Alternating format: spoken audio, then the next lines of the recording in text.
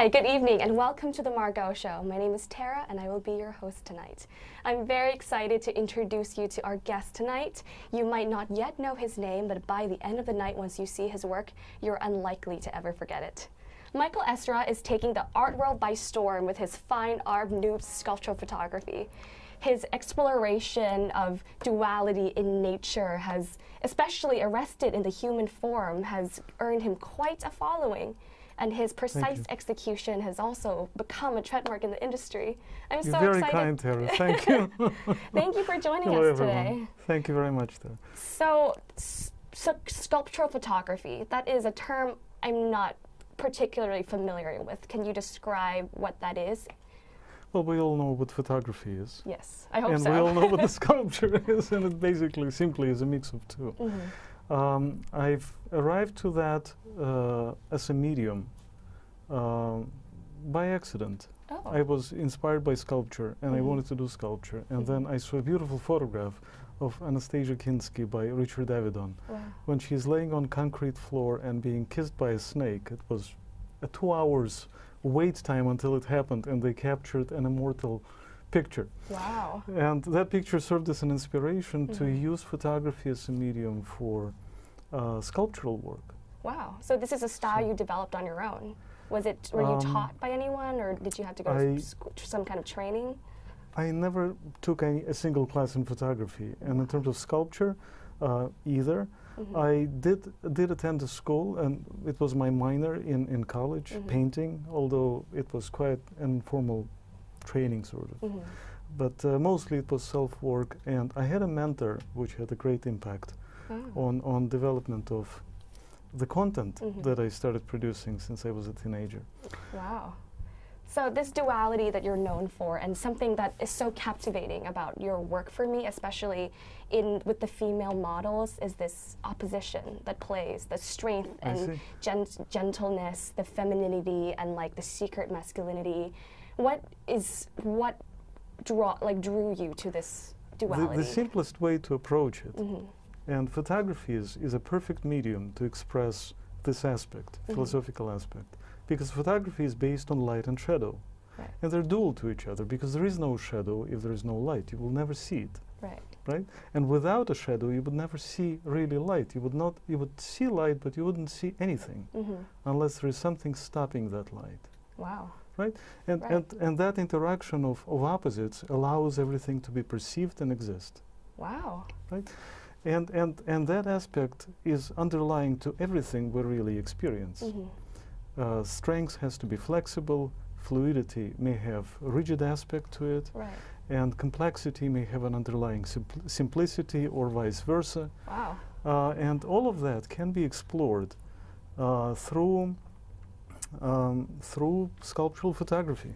That sounds even like philosophical even. Is there like... It can be, yeah. yes. Is there a purpose or like a mission you try to accomplish through your work? That's a loaded question. No pressure. Yes. Well, being an artist, and I came to photography through painting originally, because I started taking reference photographs to assist work in painting. As an artist, you try to pursue something that is closer to the purpose of art. Right. And I didn't know what the purpose of art is. As a kid, I had a lot of books with European art, and naturally absorbing everything you see. I was always curious about the purpose as well. Right. And I couldn't understand what the purpose is until probably recently. Wow. Recently as in like somewhat recently. Okay. Yesterday. Yes, and the purpose of art, and hopefully what I do as well, the purpose of every artist's work, I hope, would be to support the core aspects of humanity, of something that allows humanity to exist. Wow. Not biologically, but our human element to continue. Because in a mess of everything that happens in everyday life, we can hold on to something that is core, pure, undisturbed. It is disturbed. Right. But the purpose of art is to allow it to extend in time, in Right. purity, in its evolution. Right.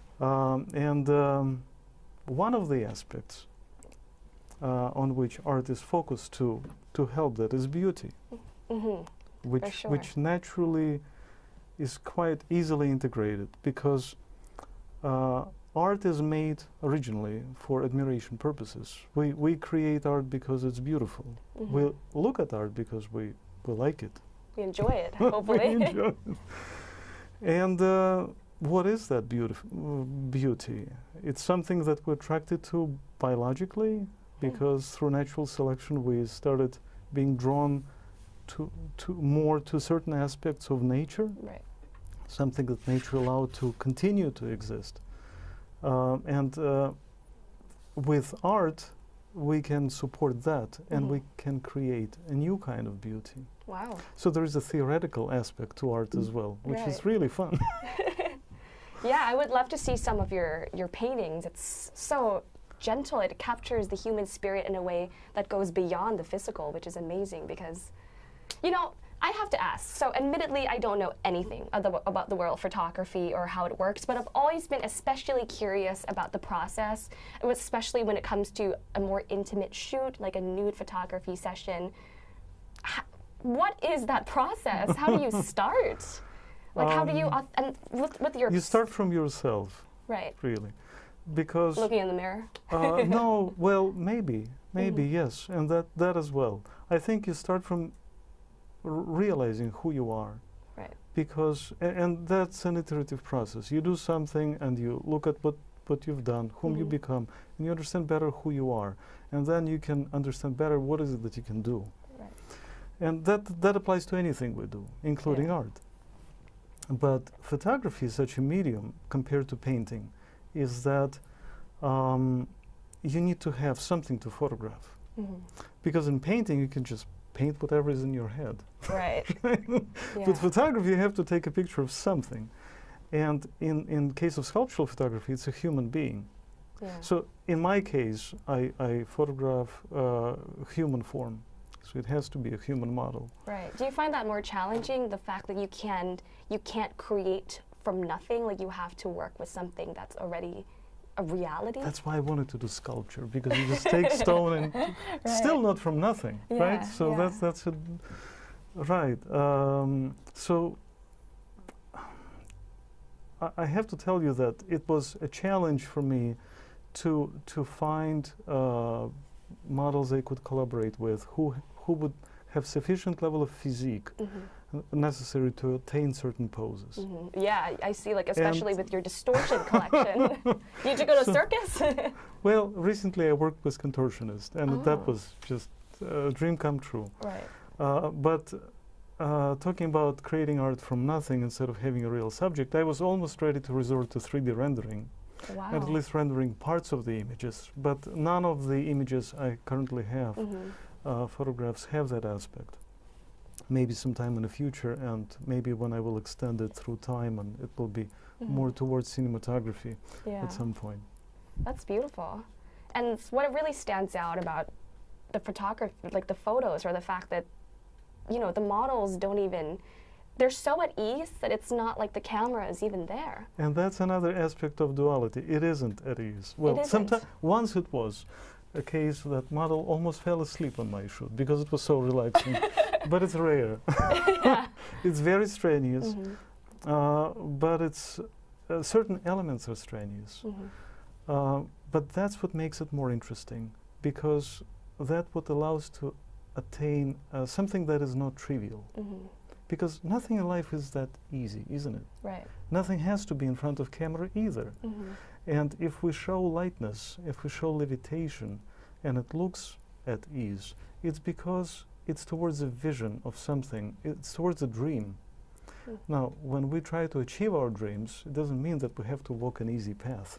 The same happens on a shoot. Usually not. Usually the opposite of an easy path. Yes. That's crazy. So, but there's trust that needs to be built. You have to curate some kind of authenticity. Interesting. Just because there is a live person on the shoot present, a model, and it's a collaborator. A photographer has to have a trust with the person present on the shoot, and it's a most intimate psychological relationship because it's actually a mutual trust. Right.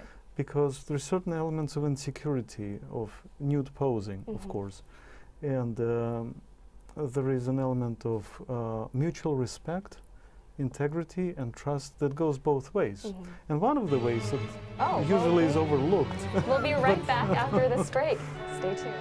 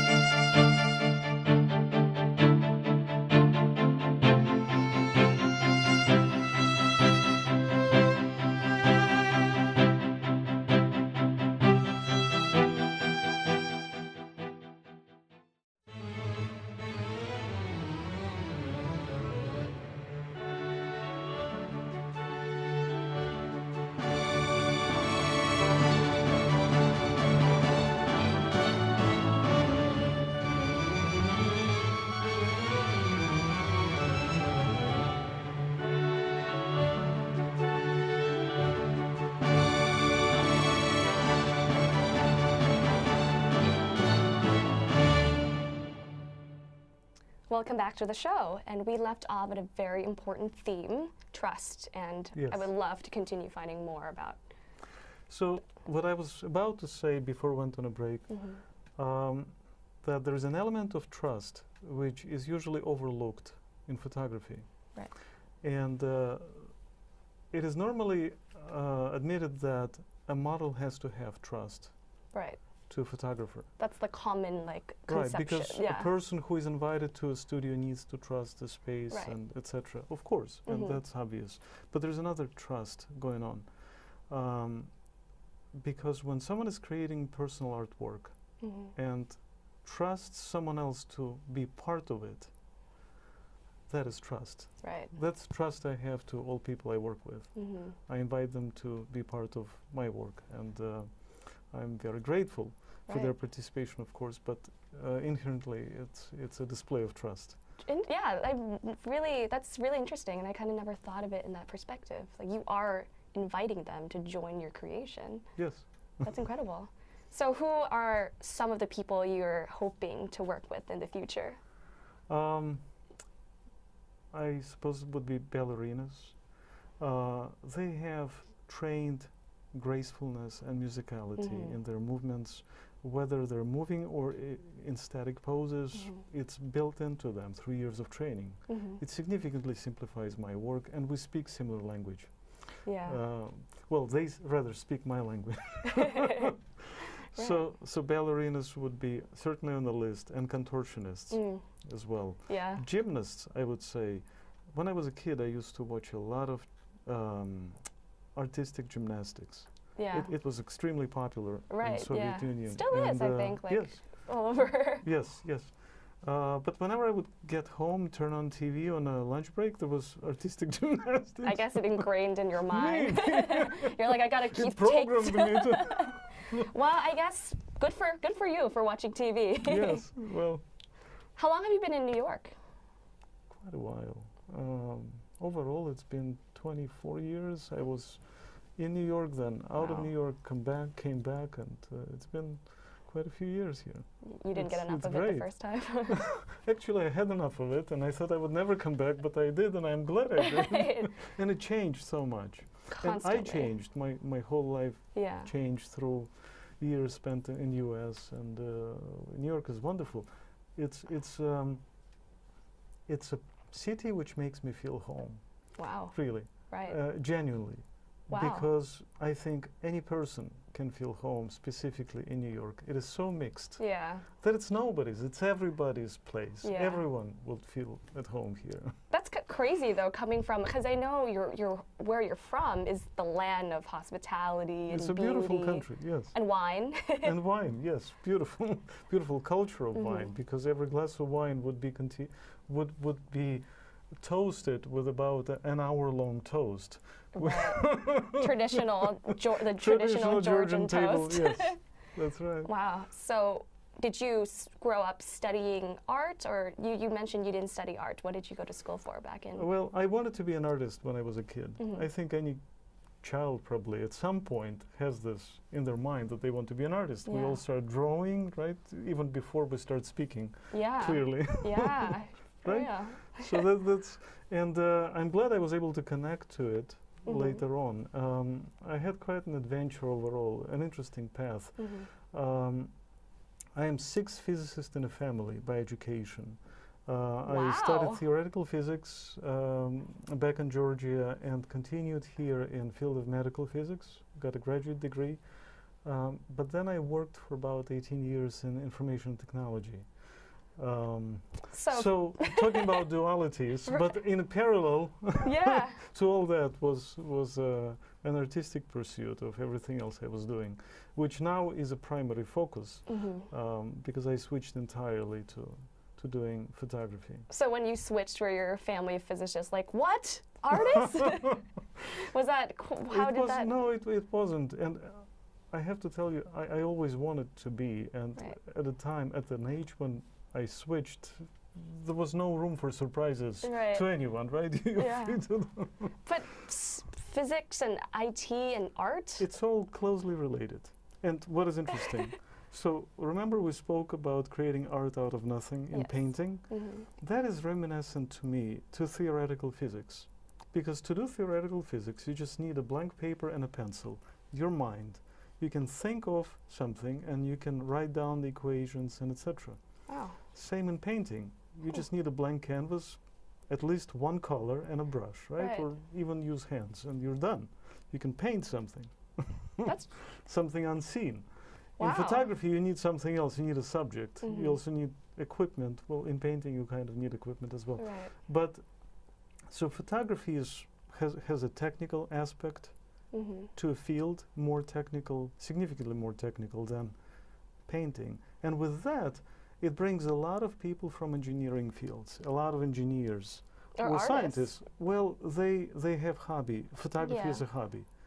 And Wow. everyone has cameras these days. They're so easy Right. to press a button on, right? Right. They're more complex cameras, Mm. but it requires a bit of engineering understanding to understand the full spectrum of use of equipment. Mhm. But with that aside, once you master that and you can focus on the artistic element, it's Mhm. back to painting, it's back to theoretical physics to extent, Yeah. because you touch a true essence of things. Right. Because theoretical physics gives you freedom of pure thought. Mhm. And the purest thought would be expressed in math. Hmm. It's the most abstract Right. art form. Well, music, I would say, would compete with that. Mhm. Music and math are the most abstract.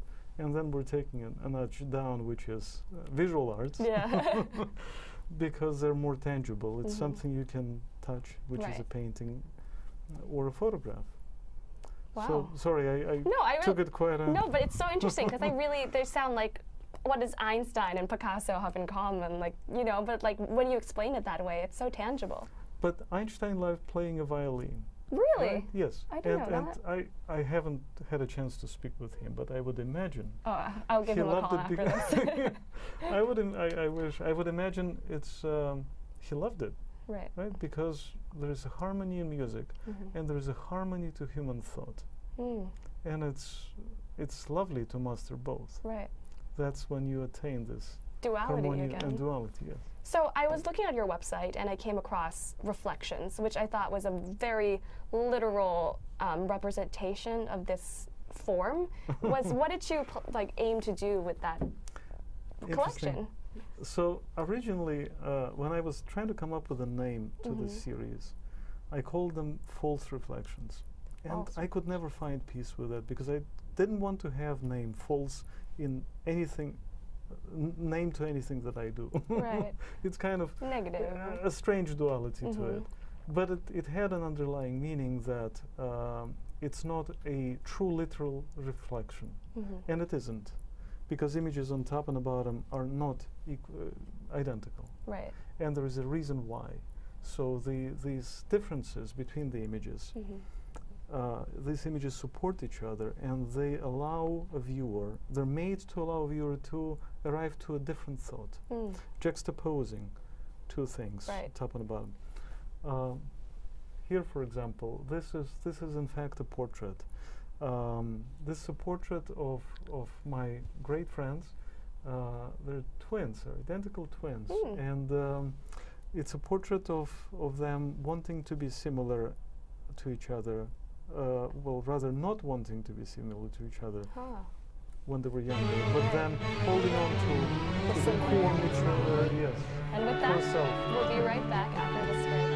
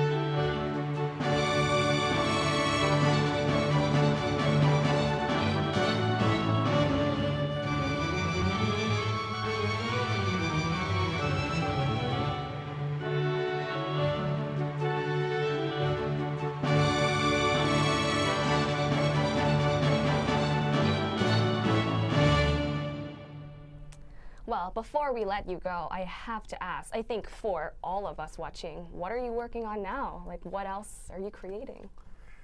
So the truth is, I started doing sculptural photography in about year 2000. I actually don't remember exactly. Right. It was either 1998, 99, or 2000. It's all been a blur. Sometime then. But the reason I'm saying it is because since then, since first sessions, I happen to accumulate quite a lot of work that I haven't really completed.